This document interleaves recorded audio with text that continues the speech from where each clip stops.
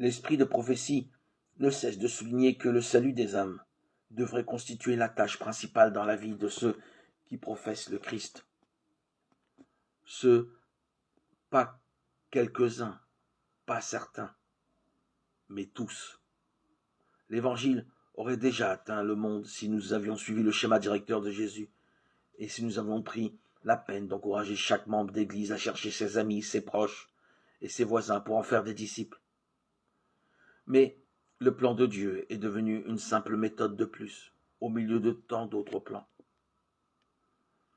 Toute âme que le Christ a sauvée est appelée à travailler en son nom au salut de ceux qui se perdent. Cette tâche a été négligée en Israël. Mais n'est-elle pas aussi délaissée aujourd'hui par ceux qui se déclarent disciples de Jésus-Christ? Prenons le mot négligé. Il ne signifie pas que l'œuvre a été rejetée, mais considérée comme une question peu importante, comme allant de soi. Nous partons du principe que tout va bien, tandis qu'en même temps, nous nous inquiétons de découvrir la toute nouvelle méthode révolutionnaire qui permettra d'accomplir la mission. Peut-être une méthode qui demande peu de temps, peu d'argent ou peu d'efforts, et qui peut multiplier le nombre de membres à une vitesse vertigineuse. Et l'augmentation de l'effectif n'est pas le plus important. Il faut que les conducteurs de l'Église de Dieu comprennent que la mission du Sauveur est confiée à tous ceux qui croient en son nom.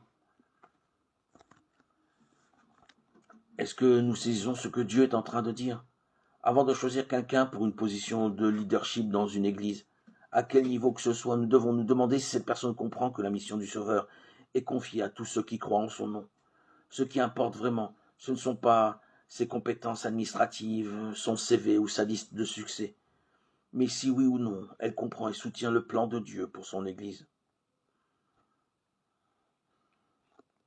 Je ferai de Jérusalem mon allégresse, et de mon peuple ma joie, déclare Dieu, par l'intermédiaire de son serviteur Ésaïe. Ésaïe 65, 19.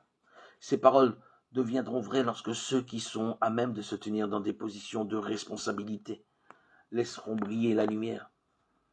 Les méthodes de travail du Christ doivent devenir leurs méthodes et ils doivent apprendre à mettre en pratique les enseignements de la parole.